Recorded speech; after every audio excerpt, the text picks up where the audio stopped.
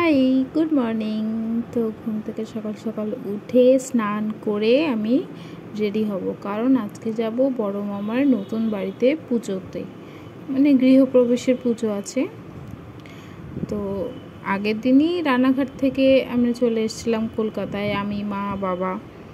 তো যাই হোক, আর বাড়ির সকালবেলা সকলে চলে গেছে পুজোর বাড়িতে। ওখানে অনেক কাজ থাকবে, যজ্ঞ হবে, সমস্ত কাজ বাকি আছে। তো বাড়িতে আমি, ভাই, মামা যাতায়াত করছে, বারবার জিনিসপত্র নিয়ে যেতে হচ্ছে অনেক। তো যাই হোক, আমি এখন রেডি হব। বেশ আজকে ওয়েদারটা সুন্দর ছিল, রোদ্দুর ভালোই উঠেছে, কিন্তু বৃষ্টিটা হচ্ছে না, প্রচণ্ড গরম, খুব বিরক্তিকর।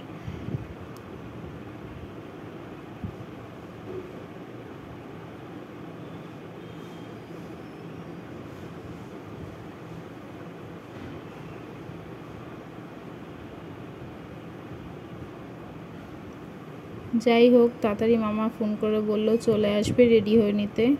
তো বসলাম রেডি হতে।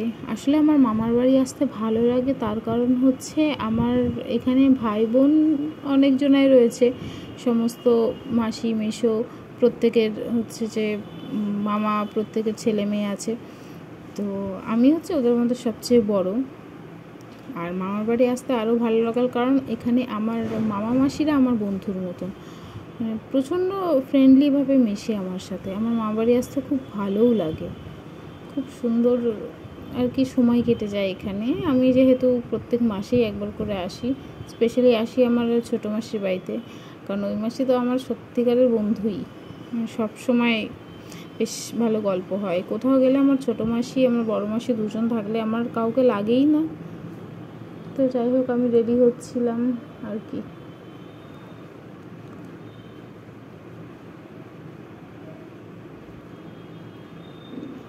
বাড়ি থেকে ব্লেন্ডারটা আনতে ভুলে গেছি, তাই হাত দিয়ে ফাউন্ডেশনটা সারা মুখে মাখা হয়ে গেছে। মানে কী করবো, হাতের সামনে কিছু তো পাচ্ছি না, ওই জন্যে। আর ওদিকে বারবার করে ফোন করেই যাচ্ছে, ফোন এসেই যাচ্ছে, কোনো রকম তাড়াতাড়ি রেডি হচ্ছিলাম।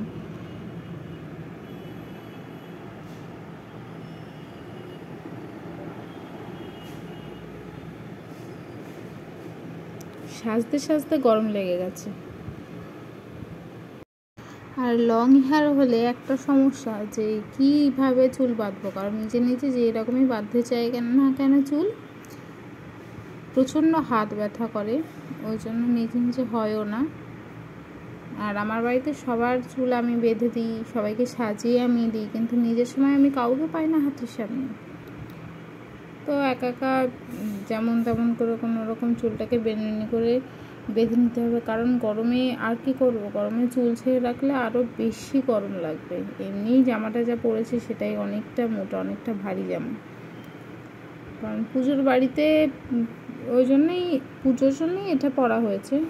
তো যাই হোক, কোনো রকম তাড়াতাড়ি বেনি করে নিচ্ছিলাম। আসলে কাজের সারাদিনে এত চাপ থাকে বাড়িতে, ওই জন্যে মামাবাড়ি এলে কিছুটা রিলিফ বোধ করি আমি, ওই জন্যই আর কি মামাবাড়িতে আসি।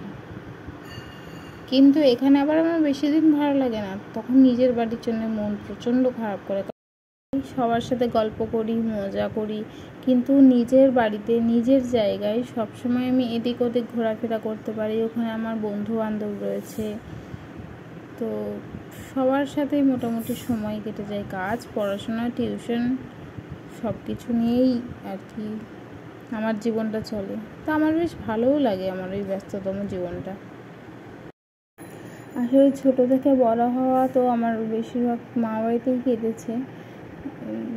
অনেক কারণ আছে, এই জন্যে আমি মা বাড়িটাকে অ্যাকচুয়ালি প্রচণ্ড ভালোবাসি। শুধু এখানে থাকতে ইচ্ছা করে না, কারণ এখানে আমি একটা মনে হয় যেন দম বন্ধ করা পরিবেশে রয়েছি, কারণ রাস্তাঘাটে এত গাড়ি ঘোড়া চলে, আমাকে রাস্তায় খুব একটা একা একা কেউ বেরোতে দেয় না, কারণ যেহেতু এখানে সব কিছু আমি চিনি না। যাই হোক, আমি রেডি হয়ে গেছি, আর রেডি হয়ে বেরিয়ে পড়লাম। আর ততক্ষণে ভাই আমার সাথে মারামারি ঝগড়া সারাক্ষণই করছে, ওর দুষ্টুমি চলেই আছে। আর ওর সাথেই এই বদমাইশি করতে করতে এখনই মামা যেহেতু ফোন করেছে, মামা এসে যাবে, আর মামা এসেও গেছে। এসে সঙ্গে সঙ্গে চলে গেলাম আমি, মামা, ভাই তিনজন নতুন বাড়ির উদ্দেশ্যে। আর সেখান থেকে একটু দাঁড়িয়ে মামা যেহেতু কিছু ফুল কম পড়েছিল, আবার সেই ফুলগুলো কিনলো, সেই ফুলগুলো কিনে আমরা তিনজন আবার চলে এলাম। তো এসে দেখি মা নাড়ু বানাচ্ছে। আমার মা নাড়ু ভীষণ সুন্দর বানায়, আমার ভীষণ ভালো লাগে। আর এই হচ্ছে আমার মামার বাড়ি, আমার পুরো নতুন বাড়িটা।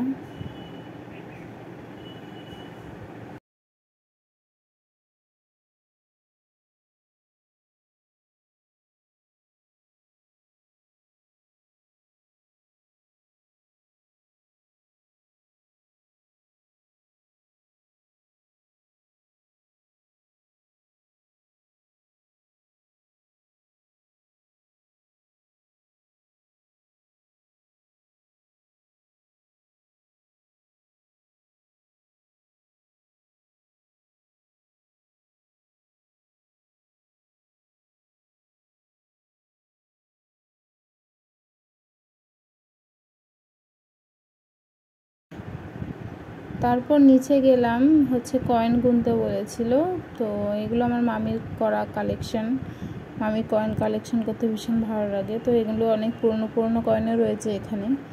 তো সেই কয়েনগুলো আমি আর ভাই গুনছিলাম, গুনে একটু বসলাম। তারপর নিচে এসে দেখি যে দিদা ততক্ষণে চলে এসেছে নতুন বাড়িতে। আর মা লুচি ভাজছে, মামি লুচি বেলছে, দিয়ে গল্প করতে করতে সময় চলে যাচ্ছে ওদেরও, আমারও বেশ ভাইয়ের সাথে সময় যাচ্ছে। আর আমার ছোটো মামা খুব কাজের, আমার ছোটো মামা আমার পুরো বন্ধুর মতন, খুব ভালো। তো ভাই বলছে তুমি একা একা কেন করবে, আমি একটু কাজ করে দিই। মানে ও হচ্ছে পাকামি করে সব সময়, একটু ভালো লাগে এগুলো করতে, যেহেতু অনেকটা ছোটো। তারপর এখানে মা হচ্ছে যেহেতু উপোস করেছিল, ওই জন্যই সমস্ত জোগাড় যন্ত্র শুরু করে দিয়েছে ঠাকুরমশাইদের সাথে।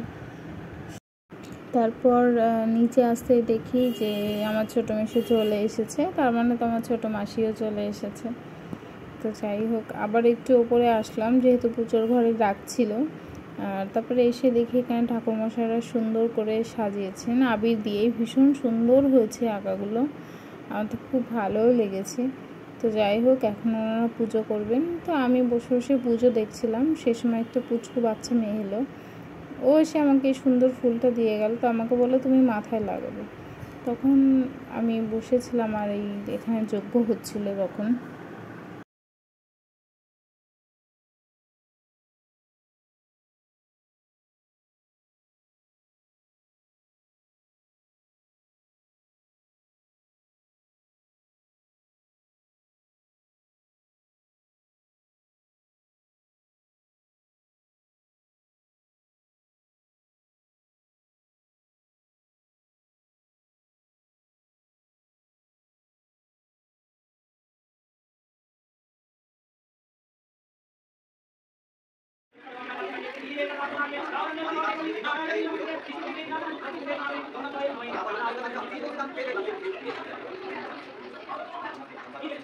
তারপর আরও কিছু কিনতে আমরা তিনজন একটু বেরিয়েছিলাম বাইরে।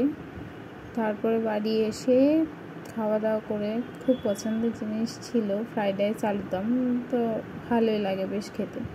আর ভাই নিজে কাটলেট খায়নি, ওই জন্য বলে আমার কাটলেট যেটা আমাকে দিয়েছে সেটা তুই খা, আমি খাবো না। তো তারপরে আর কি আলুর দম ফ্রাইড রাইস খেয়ে, এটা আমের চাটনি পাঁপড় সব খেলাম। আর খেয়ে ভাবলাম একটু রেস্ট নেব, ঘুমাবো। তো উপরে চলে এলাম ঘুমাতে। তখন দেখি আর ঘুম হবে না, কারণ সবাই বসে তখন গল্প করছে। তো যাই হোক, গল্প হয়ে গেল আর সন্ধ্যাও হয়ে গেছে। তাই যে যার এখন বাড়ি চলে যাবে, কেউ কেউ বাড়ি চলে যাবে, কেউ কেউ থাকবে। তো যাই হোক, আমরাও পুরনো বাড়িটায় তখন চলে এলাম, কারণ নতুন বাড়িতে তখন অতটুকুলো সেট আপ হয়নি।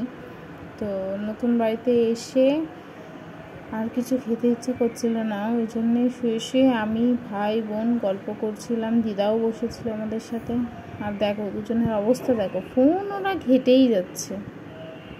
তো যাই হোক, আমিও আমার মতন একটু ফোন ঘাঁটি, একটু গেম খেলি। আর দেখি সবাই মিলে বেশ একে একে ঘরে আসলো আর সবাই গল্প করছে। তো আজকের মতন ব্লগ এখানে শেষ। Good night, tata.